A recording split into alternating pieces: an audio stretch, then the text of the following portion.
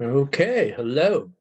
So what we're going to do today is we're going to review a couple of topics that we've been going over. One topic that I noticed we haven't gone over, so definitely glad that I caught that. But let's do some work. And we saw one example of one of these last time I recorded a video. Essentially, it's the distance formula. So we're trying to find the distance between the 2 points. And actually, we're trying to find the midpoint in this one. So that's what the M is for. To do the midpoint, we're going to use a formula. Now, the formula is a little bit different than the distance formula. So we're going to use that. And I actually have a copy of it here. So it looks like the distance formula, but it's actually a completely different formula. So what you're going to do is you're going to combine your x's and divide them by 2. And that's going to give you point x. You're going to combine your y's, divide them by 2. That's going to give you your y coordinate for where the midpoint falls. And essentially what you're doing is you're taking the average of each point and getting that point. So here we're going to try what's the point between -3 and 5 and 8 and -1. So we're using a different formula, but we're going to do the same thing. We're just going to plug in the things that we know, and then we'll do some math. So the first thing we're going to calculate is x1 plus x2. Oops. 8. All right. We'll just let that be for now. We'll come back to it. And then we're going to add our y1 plus our y2, which happens to be a negative. And so really we can just do that. All right, let's do a little bit of math. So in the first one, -3 plus 8, that's the same as 8 minus 3, which is 5. All right, and in the second one, we have 5 minus 1, which is 4. Now, both of these numbers, we're actually going to divide by 2. Because that's what our formula says, is divide each one. So that gives us 2.5 and 2. And that is our point. So the point between -3 and -3, 5 and 8, -1 is 2.52. And that's how we get the midpoint form, the midpoint. Now this one is our distance formula. So let's go through this. We've been doing a lot of these. But remember, if we see it graphed, we're going to start off with our points. So we're just doing one extra step. We're just writing down our points. 7. And our other point is 6 and 3. All right, and then we're going to follow our formula. And hopefully you're starting to know the formula without having to look at it. So I'm going to give that a go here. So we're going to start off with x2 minus x1. No, that's the midpoint formula.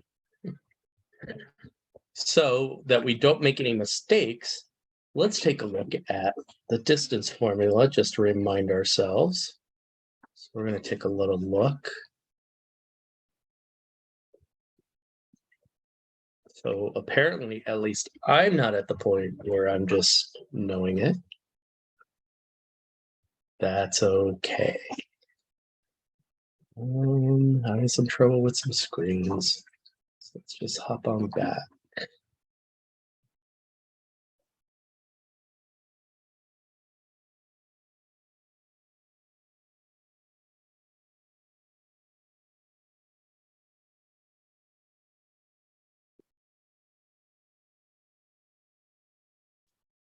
Just looking for a distance formula here.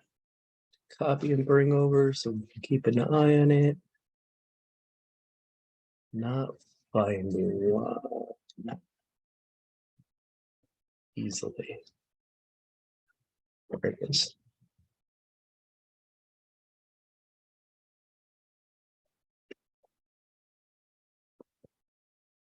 Right, so bring that over so we can keep an eye on it.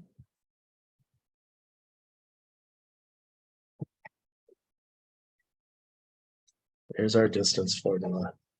So x2 minus x1 squared plus y2 minus y1 squared, and then take the square root of the whole thing. So let's go ahead and start off with that. So our x2 is 6 minus x1, which is -2. So the negative and the negative are going to make it a positive. So we're actually looking at +2.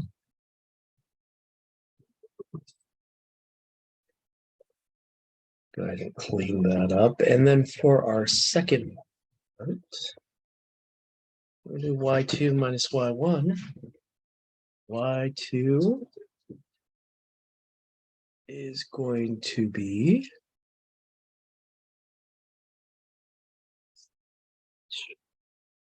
and I wrote down the wrong x. 2 and 7.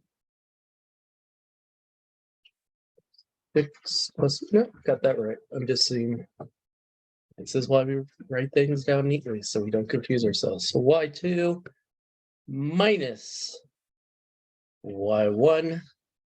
We'll go back and we'll do some math. So 6 plus 2 is going to be 8.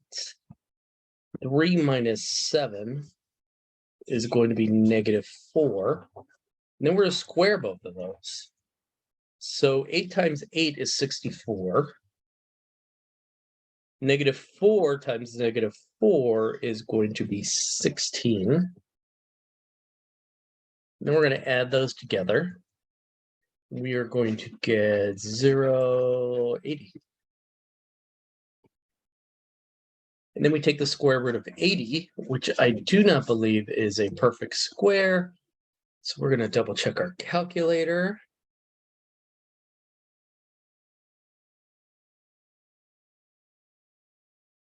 So we have 80. Square root of 80 is 8.94.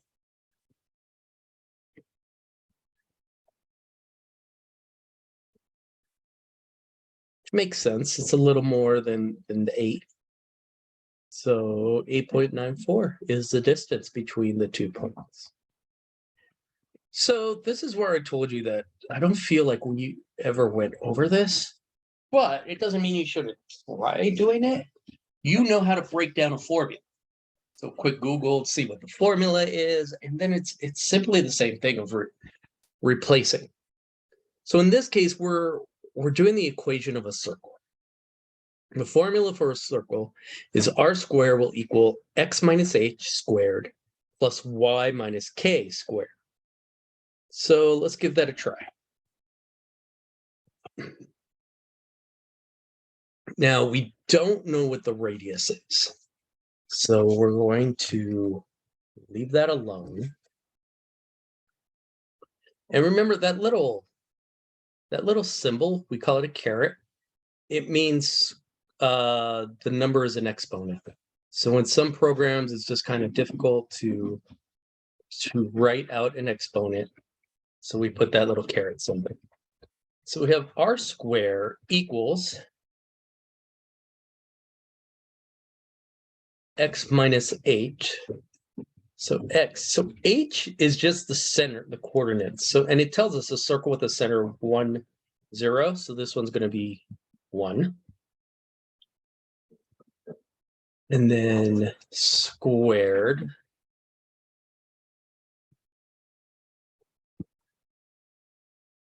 plus y minus k, and k is just the y value. So my y doesn't want to work. Minus k of the 0, so 0, remember we love zeros, squared. Now the x and the y on the other parts of the formula are the parts of the point. So it tells us the point is 5, 4. So x is 5, y is 4.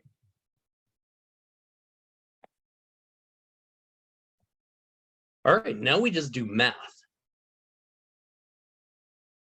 So r square is going to equal 5 minus 4, or 5 minus 1, which is 4, squared, which is 16.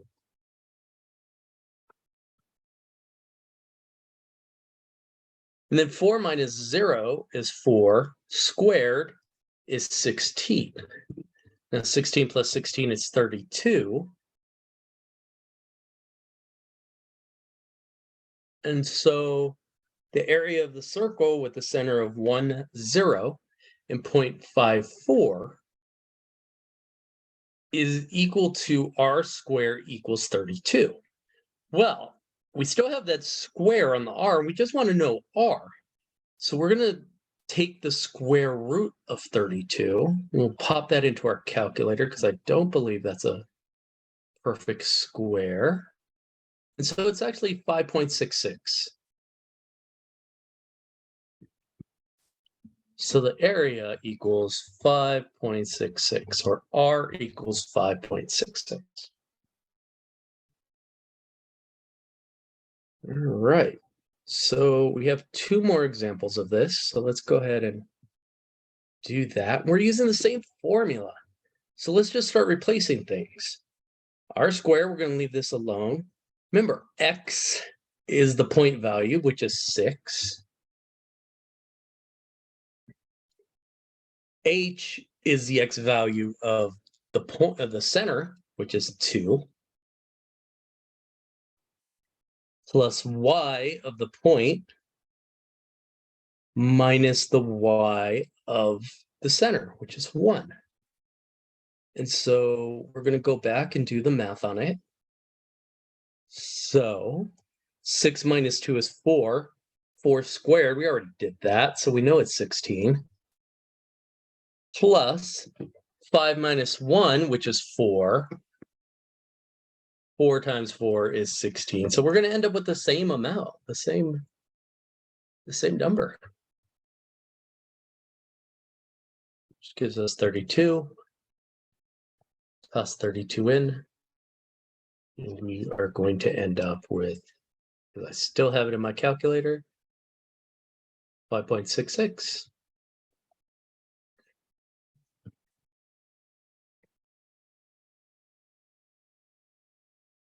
All right, let's go ahead and do one more.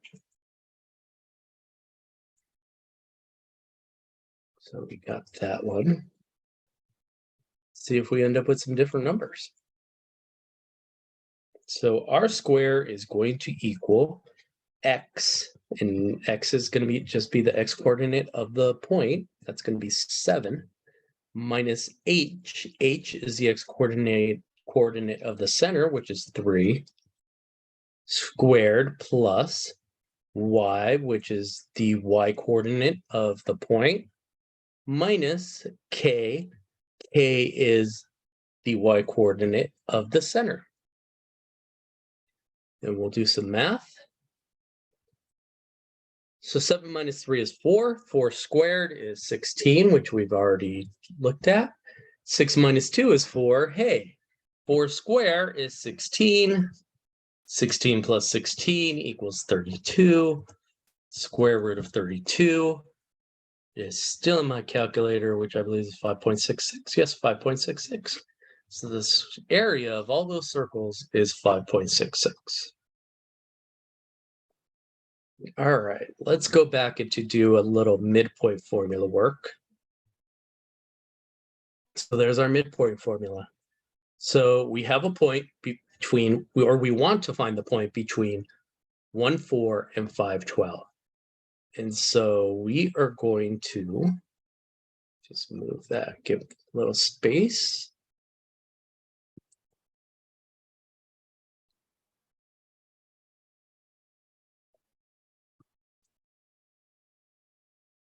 We're going to add our x's together.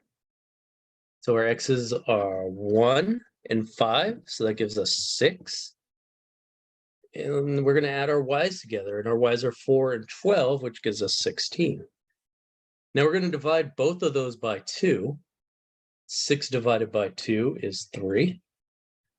And 16 divided by 2 is 8. And so those are actual coordinates of the point in the middle.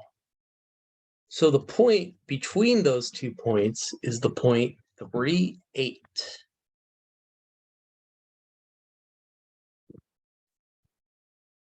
All right. So we're going to switch it up a little. We're going to do something different here. We want to write the equation of a line in slope-intercept form for the points -4 and 4 and 1 and 0. And I know we quickly went through this, and we're going to repeat it a lot next semester because this is a never-ending thing. This is something that's never going to go away, so you're going to want to get pretty good at it. So slope-intercept form. So slope-intercept form has a formula. Let me see, I should have pulled this up earlier. Let's see if I can do it now. So slope-intercept form gives us the equation of a line when we have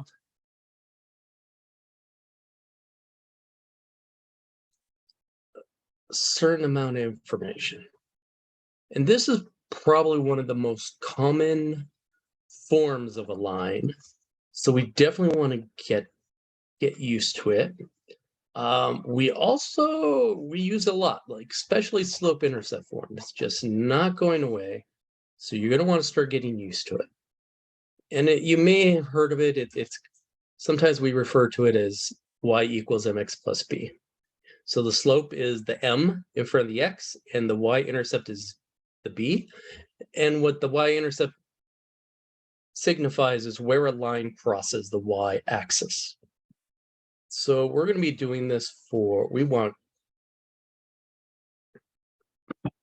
-4 and 4, and then 1 and 0. So one of the things we could do is we can just go ahead and start out by writing out the formula. So y equals mx plus b.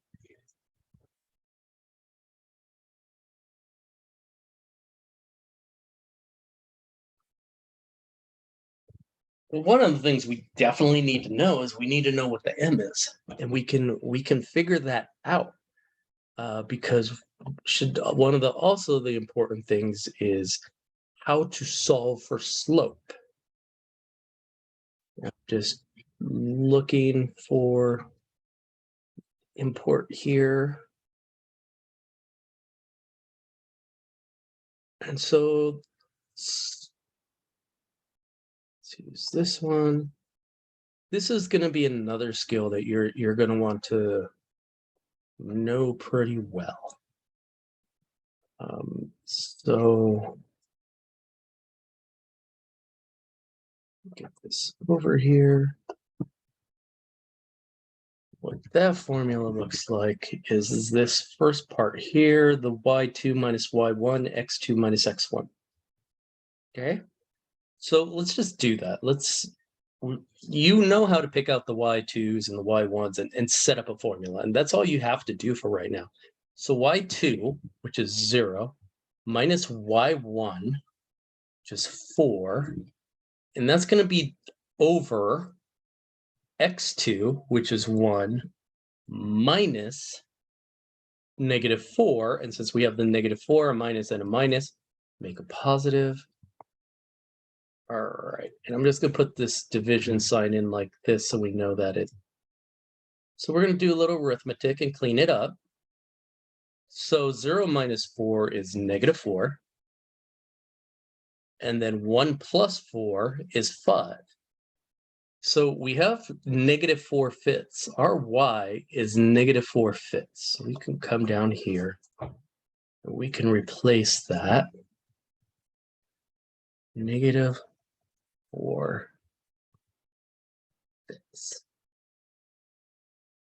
But we still need to know the b. So if I have a slope of -4/5, and I have saying that y is, I can go and plug in one of those other y's, and I'm going to choose 0 because 0 is the easiest to work with. I'm going to use my rules of solving an equation. So I have 0 equals -4/5. Now I want to isolate b. I want to know what b is. So I'm going to get -4/5 x, the whole thing, over the other side by adding +4/5 x to this, which negates it. And if I add what I do to one side, I have to do the other, which makes this +4/5 x.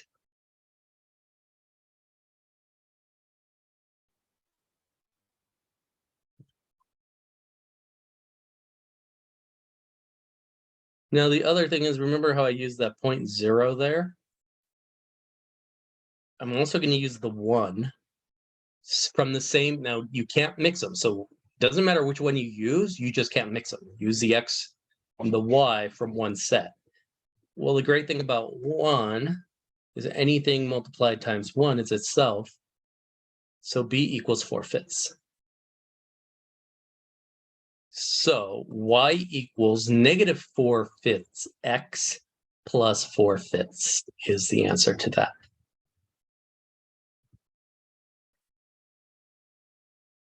All right, so let's take a look at this one. And I know we've done this before or something similar. Well, here we have a line, right? And it wants to know the perpendicular. So perpendicular forms a 90-degree angle. So it's any time that something goes like that. Oops, so without the curve. So kind of like a T. A T is a perpendicular angle.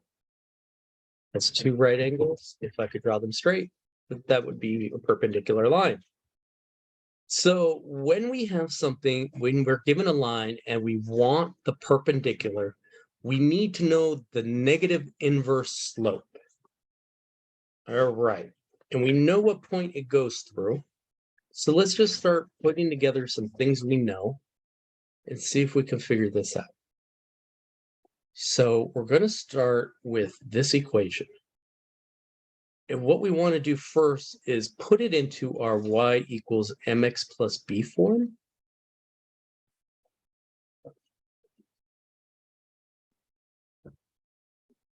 Because then we can start figuring out slope, because we want the negative inverse slope.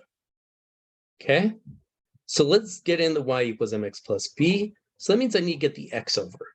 So if I subtract x from both sides, it negates that.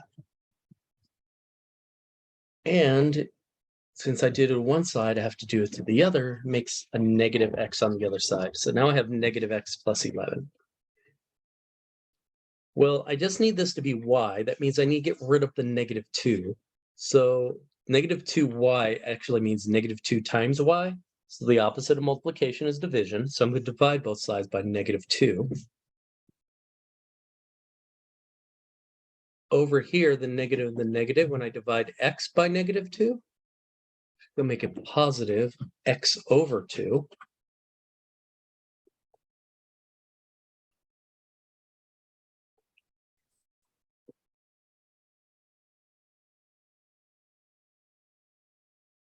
And then 11 divided by 2 is 5.5.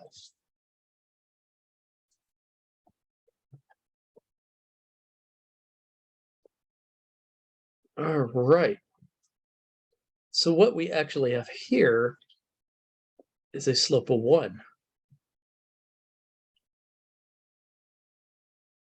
Now, I kind of don't feel good about having that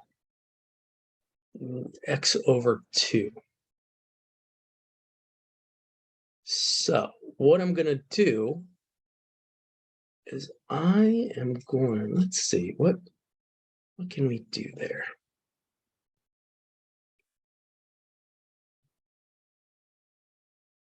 Well, whatever x is, it's going to be half. That really doesn't matter. What matters is if in front of, there's no number in front, which is our m. So that's going to be our slope. So our slope is 1. So what's the negative inverse of 1? So 1 is going to be, 1 over 1 is the same as 1 over 1. So if we flip them, it's the same, just negative 1. So our equation, and that's the only difference when we have the line of a perpendicular. So we're just going to make that negative. So perpendicular line is going to be y equals negative x over 2 plus 5.5. All right, so now we're going to graph another line. But here we're given a slope and a point. So we know we have y equals mx plus b. And we could just say negative 3x. But where that point actually crosses, we don't know. We are given a point.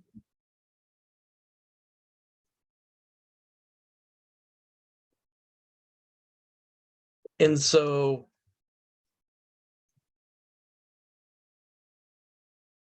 we kind of stuck. But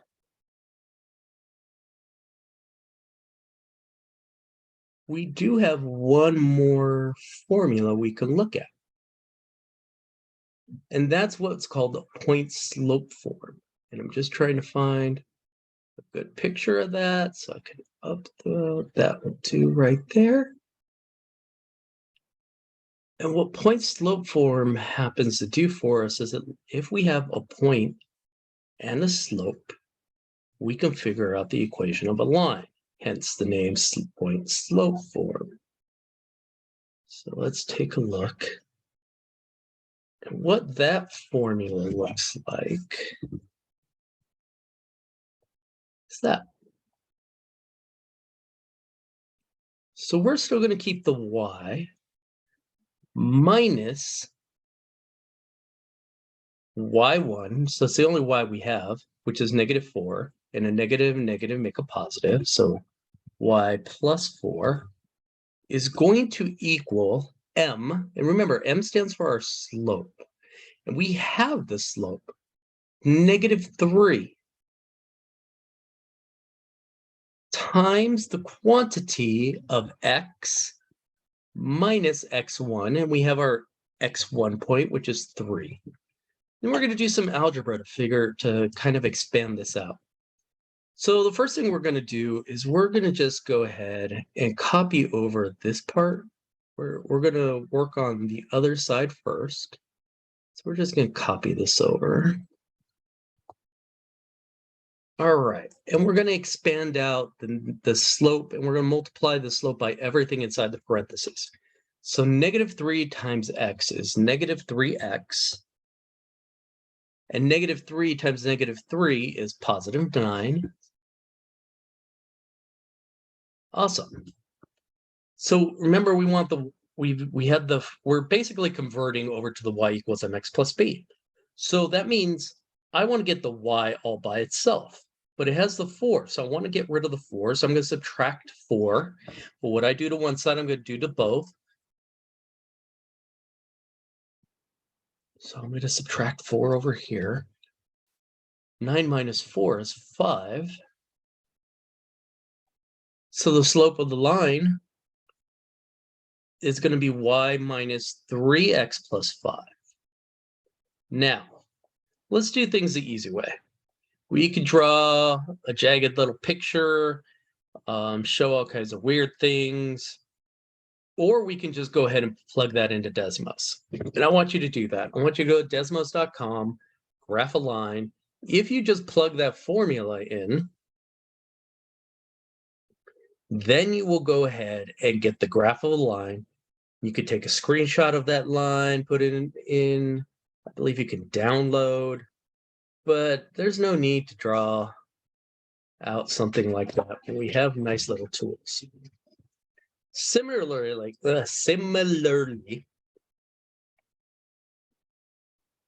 well, before we go on, let us talk about. I'll do a little drawing. Let's talk about what that means there. And so, if I do have a graph, y minus 3x plus 5, so this is not to scale at all. So plus 5 is where it's going to cross the y-axis. So let's say that's up here. We're just going to pretend that's 5. And then 3x. Now we know it has a point of 3 negative 4. So let's just 1, 2, 3 is the x negative 4 here. We'll just say it's about here. And we know it has a slope of negative 3, which is going to be negative. And negative slope would look like that. Now, not the prettiest thing. Kind of get the idea. It's not to scale. But that's also why we use cool tools to make things look pretty rather than doing them on our own. So the very last thing we'll do is how to represent a number line, both in a drawing and in interval notation. So here we have a number that is less than 6. So we can draw a number line. Let's get the important stuff, which is 0 and 6. Now, since it is less than 6 and does not include 6, we are going to do an open circle and then draw the arrow. And it's every number smaller than 6. And the way we would write that in interval notation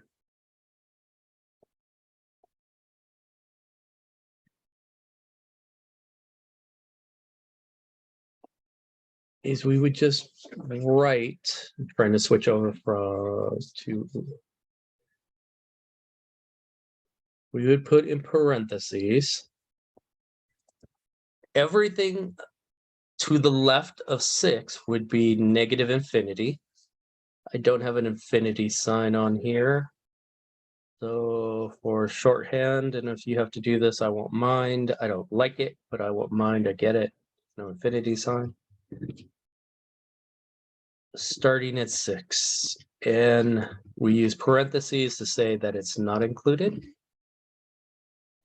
So negative infinity to 6. All right, that's all the examples I'm going to do for today. This homework is due next week.